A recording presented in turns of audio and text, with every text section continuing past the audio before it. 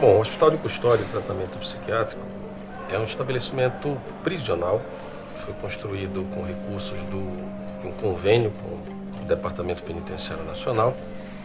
Hoje ele tem um cenário de superlotação, né? Tem uma capacidade de 83 leitos e atualmente conta com um pouco mais de 200 pessoas custodiadas.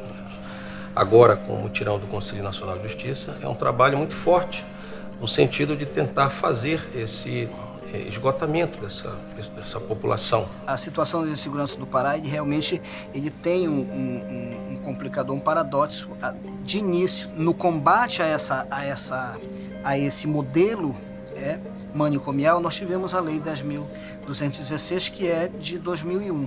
Então, paradoxalmente, o Pará ele foi o único estado da federação que inaugurou um hospital de tratamento, de custódia e tratamento psiquiátrico em 2005.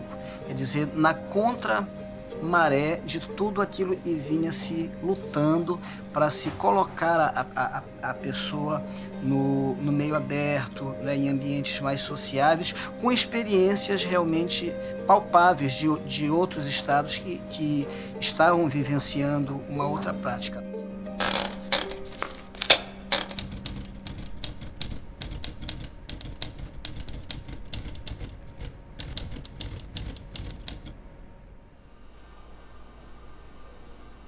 Bom, eu cheguei aqui em 2007, né?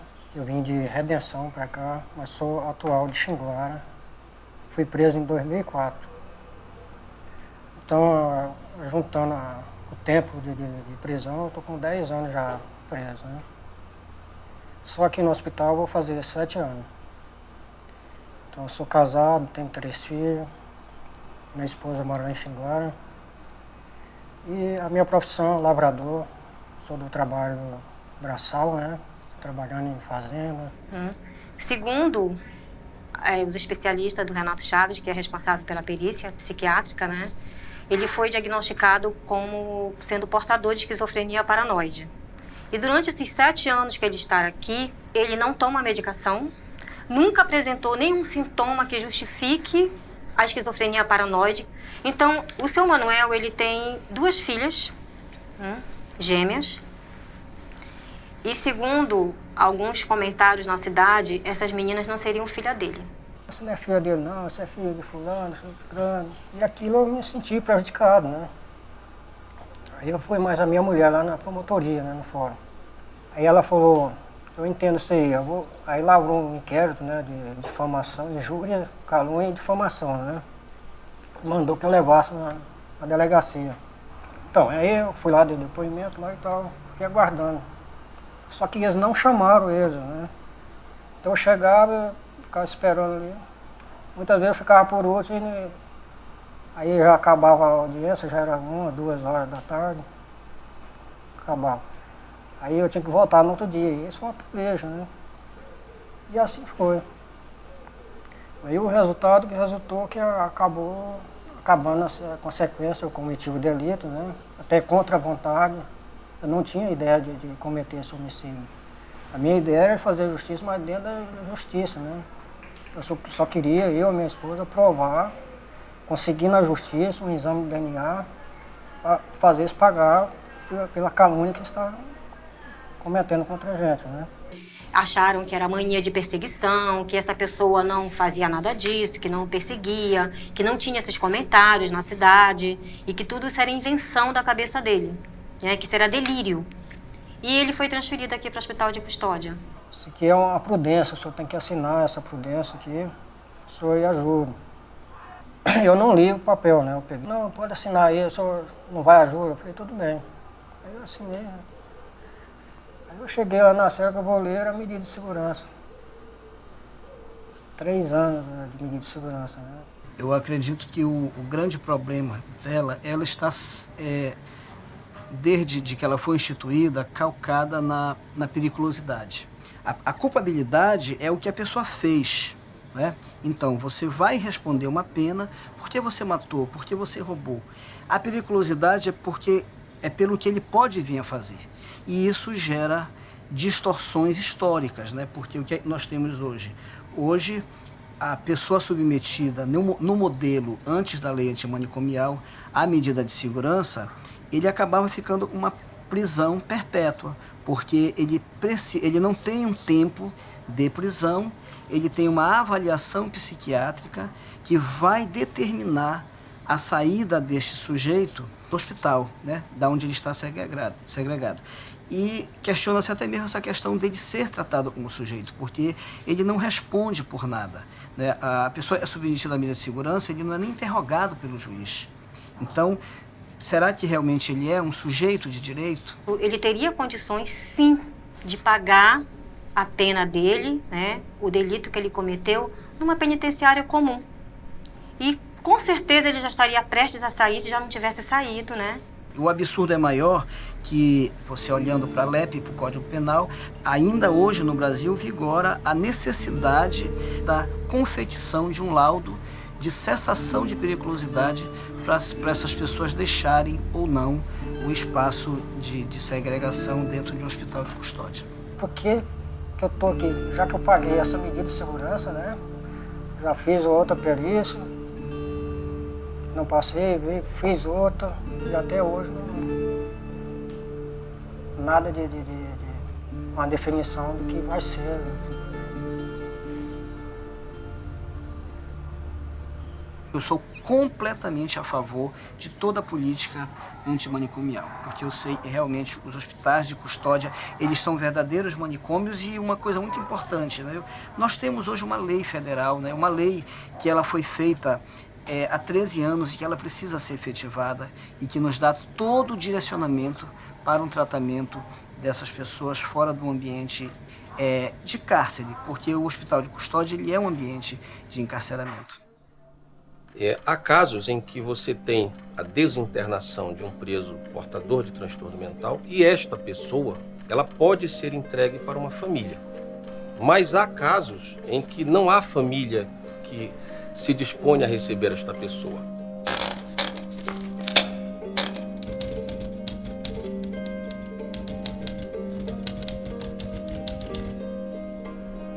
O José Carlos Diniz, ele iniciou a custódia dele em 2005. No caso, foi o primeiro delito dele. Ele tem vários episódios, né, de saída e retorno. E aí ele cometia pequenos furtos, né, para usar substância psicoativa. Ele tem um histórico de retardo mental, diagnosticado recentemente. Só que o grande problema do José Carlos Diniz são a questão dos vínculos familiares muito fragilizados. Eu passei na perícia, dia 18 de fevereiro desse ano. Chegou minha internação, que eu ia embora. Só que o marido da minha mãe não gosta de mim. Até minha infância, como eu falei aqui, a psicóloga foi cair, passar lá e abrir. Ele foi abandonado pela mãe biológica, né, ainda pequeno. Foi criado pela uma mãe adotiva, né, e que assim que ele começou a apresentar problemas, ele foi negligenciado por essa família que adotou ele. E a gente consegue também observar que se ele tivesse esse suporte lá fora, ele poderia conseguir viver normalmente, trabalhando, sendo bastante... O José Carlos Diniz, ele tem uma autonomia muito grande. Eu viajei para Roraima, aí que mora meu irmão, que é o gerente de pessoal de moto, a minha duas irmãs, Kelly, a Luzia e o Kleber. Aí a minha família não quis me ajudar. Aí eu botei na cabeça, não, vou viajar. Cheguei em Roraima lá, dormi por lá, tava meu documento todo documentado, tudinho. Aí eu saí pedindo ajuda, fui na rádio e televisão, expliquei a situação que eu estava procurando meus irmãos, não contei meus irmãos. Eu não sabe, fui na prefeitura. Aí me levaram no CAPS. CAPS aqui tem dois, tem um CAPS de álcool e o tem um CAPS de transtorno mental. Meu problema é álcool, não é transtorno mental, eu tomo remédio por causa do álcool. Eu passei 1 mês e 7 internado, tomando remédio controlado, de lá é muito sério. E não encontrou a irmã em Roraima e foi recolhido pelo juiz. Voltou para a unidade sem cometer nenhum delito e assim, psicologicamente totalmente abalado por achar que não vai sair mais da unidade porque não tem ninguém para amparar ele. Aí falou assim, que eu vinha só conversar com a direção, ver como é que eu tava, para depois liberar. Minha família tá me esperando aqui, minha tia. Aí tá, deixaram aqui até hoje. A lei dá um direcionamento em relação às residências terapêuticas. Hoje, o Estado do Pará atualmente tem uma residência terapêutica, que ela está completa. E quando acontece de você ter a desinternação de pessoas nessa situação que não tem para onde ir, o Estado precisa estar aparelhado para isso. O Estado precisa ter condições de dar suporte, de acolher essas pessoas, porque nós não podemos simplesmente abrir a porta do hospital e colocá-las na rua. Até mais ou menos há uns 2 anos, nós ainda tínhamos, dentro da população do HCTP, uma clientela voltada realmente para medida de segurança, né? Pessoas portadoras realmente de transtorno mental. De uns 2 anos para cá, essa clientela ela foi se alterando, foi se modificando. E hoje o que nós temos é uma população em torno de quase que 220 internos, né? E desses 220, nós temos apenas 74 internos com medida de segurança, comprovadamente portadoras de transtorno mental. E o restante desse quantitativo estava direcionado mais para a questão dos usuários de drogas, os dependentes químicos, os drogaditos. Hoje o que a gente percebe é que a nossa população ela é mais jovem, tá? A nossa população é mais agressiva, a nossa população, na maioria, como eu falei, esse quantitativo, fora as medidas de segurança, na maioria é usuário de droga, né? E o Cleito, ele faz parte desse perfil, né? O Cleito foi mais uma vítima dessa questão das drogas.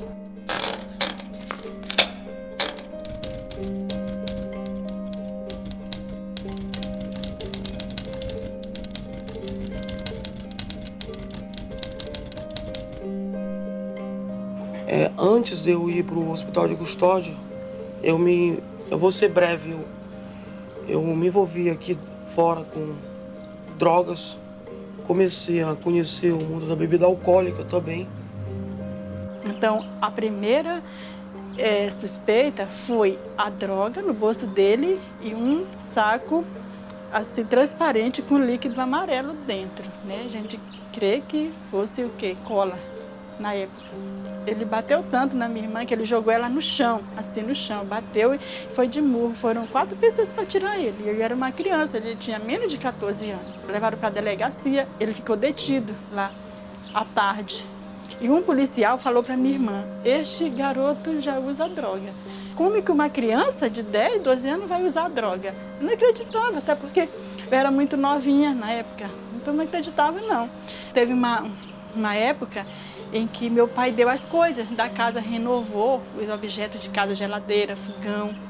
Então ele vendeu tudo isso por R$100 na época. Eu peguei de volta essas coisas. Ele se tornou um rapaz muito agressivo, não teve como. Foram 16 anos de muita luta, de muito sofrimento. Eu queria encontrar um lugar para colocar ele, porque o sofrimento estava demais. E o que fez ele ir para o hospital de custódia foi o número de processos em cima dele. Lei Maria da Penha, tudo isso.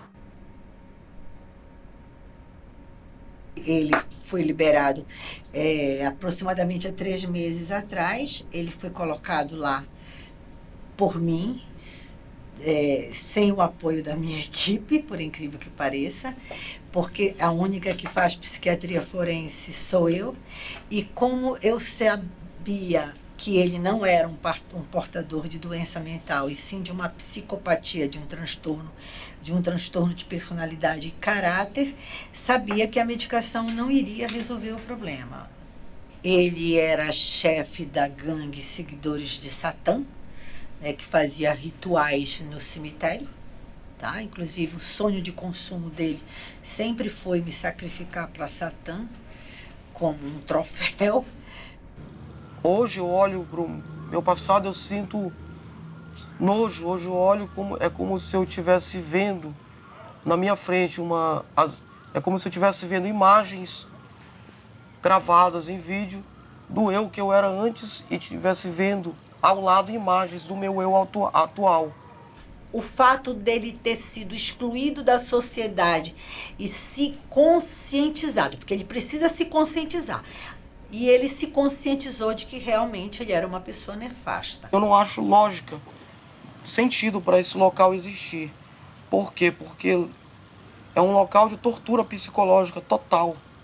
Quando a pessoa chega lá e a pessoa sofre aquela tortura psicológica num setor chamado setor de triagem, onde a pessoa, conforme a opção deles lá, a pessoa pode ficar de 1 semana até um mês ou 3. E quando a pessoa está reclamando daquela tortura psicológica, sem colchão, no chão, bruto, com aquelas carapanãs só de cueca, eles fazem um relatório dizendo que a pessoa não está com bom comportamento e não está sendo merecedor de ser levado para uma área que eles chamam de bloco, onde é uma área onde tem 4 alas, bloco A, B, C e D. E eles tem um corredor central no meio que é trancado, num portão de fora a fora, e nos lados tem celas. Então, ficam pessoas convivendo com outras pessoas, um que tem distúrbio bipolar, outros que têm problemas como esquizofrenia, e os sintomas mediante a isso causa aquela confusão toda. Lá dentro dizem que é hospital, mas só o que tem lá é enfermeiros, não há médicos. A médica que vai lá, ela vai uma vez na vida, outra na morte. E isso quando vai é para atender, só ela para atender 240 internos. E lá dentro do hospital de custódia, existe lá umas celas que eles chamam de DML, que o argumento que eles usam para levar as pessoas para essas celas é de que a pessoa está alterando, ou seja, sofrimento psíquico, problema de saúde, ele querem comparar com comportamento, ou má comportamento. O Cleiton, na verdade, eu conheci, né, no 3º encontro de execução penal, e o tema foi medida de segurança, né, que eles vieram, ele mais 9 pessoas, né. Ele fez um relato da situação dele, contou, e eu achei um absurdo que ele estivesse, a partir do que aconteceu com ele, internado lá no hospital de custódia, quando eu achei que aquela situação em que ele se viu envolvido poderia ser resolvida de outra forma. Existem outras medidas que não seja o cárcere, que o governo ele não investe nessas áreas, principalmente os órgãos de saúde. A pessoa que tem laudo psiquiátrico declarado pela medicina não fica bem para a própria saúde estar num local em que se está trancado. Em primeiro lugar, a gente tem que desconstruir essa ideia como o direito penal, em geral, trata da questão da individualização, né? E pensar as condições necessárias para que cada pessoa possa seguir a sua vida, né, alcançando os direitos necessários para uma vida mais digna. Então é preciso que a gente atue, em primeiro lugar, de forma preventiva. Hoje existe a epidemia, chamada epidemia da droga, né? Então é qualificado como portador de um transtorno, de dependência de álcool, de outra droga, e por conta disso vai para o manicômio judiciário e produz assim, histórias absurdas, histórias de violação grave de direitos. Todo psicopata tem uma relação de amor e ódio com o médico psiquiatra, porque com o psiquiatra ele aprende a ser mais psicopata. Porque ele nos copia em tudo. É como se você quisesse estar do lado do seu professor, para que você se aperfeiçoe. É bom que a gente esclareça que os psiquiatras forenses geralmente escolhem uma estratégia de domínio sobre o paciente. Cada um escolhe a arma que tem. Eu escolhi essa, o olhar. Hoje, graças a Deus, eu estou aqui fora com outra vida, totalmente livre das drogas, e estou congregando em uma igreja evangélica chamada Igreja Deus e Amor, onde lá Deus tem feito uma obra muito grande na minha vida. Hoje ele está bem, hoje ele não sai de noite, ele dorme cedo, vai para a igreja. E ele precisa também do benefício, né? Porque ele está correndo atrás desse benefício dele para ajudar, porque aqui só é meu esposo que trabalha. Eu acredito que possa ter mudanças, né? Melhores, porque ele sabe se relacionar com as pessoas. Então, eu acredito que os amigos é tudo que eles querem, ajudar, né? Ajudar uma pessoa assim, para voltar para a sociedade com cabeça erguida. É isso que eu espero dele.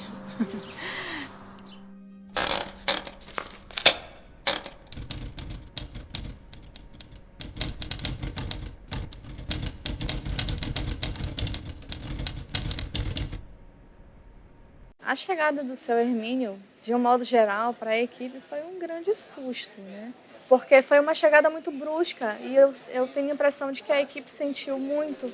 De fato, não era para isso ter acontecido dessa maneira. Toma, é teu, cuida e com um tempo de internação que não tem uma duração. E a equipe não sabe como lidar, a equipe não sabe o que fazer e talvez, né, se a EAP já estivesse, a equipe que vai tomar conta dessas situações pela portaria 94, né, de janeiro desse ano, já estivesse pronta, já estivesse funcionando, tenho certeza absoluta que esse usuário seria acolhido de uma maneira diferente. Talvez ele até viesse para o CAPS, porque as residências terapêuticas voltadas para eles ainda não estão funcionando. Mas seria acolhido de uma maneira diferente, porque essa equipe seria preparada, porque esse CAPS seria preparado.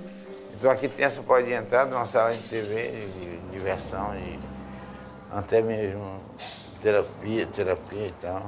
E aqui é meu quarto, né? Tem 2 camas, mas é praticamente só eu mesmo que estou aí. Eu era um cara que eu tinha a minha saúde adequada, tudo certo, sabe? Mas o cara ignorava porque eu pedi cama na cadeia. Aí me bateram à noite, sabe? Dormindo. Aí me jogaram para dormir no chão e tal. Aí minha pele me condenou. Aí depois eu peguei um colapso também na boca, entortou a boca. Fui tomar um café, tomar um banho, entortou a boca, né? Aí ficou dessa forma. Ele veio na pressão, e numa pressão emergencial, porque não tinha nenhum dispositivo que pudesse recebê-lo, né? Principalmente do cuidado que ele estava necessitando logo que chegou. E a equipe não foi chamada para discutir, né? Como você colocou, né? As políticas elas têm que ser construídas numa discussão de iguais, né? De pessoas de iguais, não é de cima para baixo. As medidas que podem ser feitas agora, a gente está tentando puxar uma reunião com o secretário especial para englobar tanto a assistência quanto a saúde. Analisando o contexto que a gente está agora, não tem nada de resolutivo tão rápido agora, né? Rápido. Ou seja, ele vai continuar com a gente ainda. Provavelmente, não sei falar quanto tempo, mas vai continuar ainda. Agora eu procuro pensar também e me colocar no lugar dessas pessoas, sabe? Porque se elas estão sendo colocadas para fora do próprio manicômio, né? Em que elas já estavam lá há 20, 30 anos. E aí, e o que ia ser feito desses pacientes? Porque a gente sabe que não existe abrigo para portador de transtorno mental. Ele está tão institucionalizado, né, há 20 anos, que ele chegou ao ponto de, no fim de semana, dizer: eu quero voltar para onde eu estava. Né? Lá é muito melhor, né? Eu podia fazer isso, podia fazer aquilo, porque na realidade continua, né, institucionalizado aqui, continua preso, mas lá ele tinha mais liberdade do que aquilo, ele tinha os vínculos dele, tinha a vida dele. Eu estou sendo colocado assim como se fosse já um cara que tivesse uma liberdade, eu não tenho a liberdade, o qual eles acham que eu tenho, né? Proibido fumar e tal, eu fumo e tal. A CESP tinha que assumir, porque esse é um problema da saúde. Desde janeiro, esse é um problema da saúde, né? Ainda não, peraí, eu ainda não terminei. Abriu um parênteses. Eu não estou discordando de vocês em nenhum momento, eu não estou dizendo que aqui no CAPS é o lugar dessas pessoas. Eu apenas estou dizendo que precisa existir um dispositivo adequado, que são residências terapêuticas para essas pessoas, que é retomar os laços familiares para aquelas pessoas que têm laços familiares, mas dentro dos dispositivos que existem, na minha opinião, e a minha opinião tem que ser respeitada, esse lugar aqui é o melhor lugar que se pode arranjar. E eu acho que essas pessoas já que estão aqui, é nosso dever fazer um plano terapêutico individual singular para essas pessoas. Trabalhar pelo amor, né? Trabalhava, tinha um amor mesmo. No primeiro trabalho que eu cheguei aqui, eu trabalhava de cozinheiro. No Maranhão eu trabalhava assim, capinando quintal. Ele está bem, tá consciente, ele está orientado, sabe? Ele está bem, seu Hermínio. Quando você pensa numa pessoa que estava institucionalizada há 22 anos, presa, ele lembra das coisas, ele fala, ele lembra o nome de várias irmãs. Eu tinha família, tinha família, sabe? Nossa unidade de família não pode estar abrindo espaço assim, né? Porque não tem nada a ver comigo, eu não sei. Porque assim, na verdade, é uma coisa nova pra gente. A gente, por exemplo, nunca saiu do CAPES com uma pessoa, com um usuário, algo individual. A gente sempre sai fora CAPES de forma coletiva, junta todo mundo, o pessoal vai. Mas para uma pessoa pontual a gente nunca fez isso. Então é uma coisa nova pra gente, né? E imagina outro estado. Desinternação não significa abandono, né? Então o Estado tomou para si a tutela dessas pessoas, né, algumas por muitos anos, né, e evidentemente que elas terão enormes dificuldades para voltar ao convívio, né? Então é necessário que você organize um serviço, organize um trabalho no sentido de viabilizar, criar condições para que ocorra essa desinternação de uma maneira adequada. Trabalhar ao nível das equipes de saúde, né, por conta do preconceito, por conta dos estereótipos que relacionam, né, há tanto tempo a loucura, a doença mental e a violência, que é uma noção equivocada. A loucura é uma questão extremamente complexa, tá, extremamente ampla, que exige vários focos, várias percepções, várias leituras, vários saberes. Tá? Exige esse movimento de articulação. Não penso que seja a justiça que tem que ter o domínio, nem a saúde, tá? Nem mesmo a assistência social, ou seja, todos esses segmentos, todos esses setores são fundamentais para que a gente possa lidar com a questão de uma forma diferente.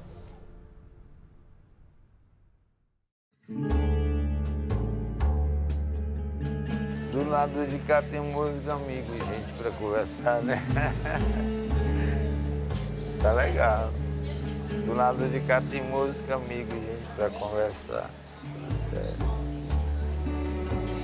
E aí, meu amigo? Ano que vem eu vou fazer um novo Enem. Pretendo cursar agronomia. Por que agronomia? Eu moro em uma cidade onde tudo gira em torno do reflorestamento, da agricultura e da pecuária. Então, como diz o ditado, eu quero dançar do jeito que a banda toca. E também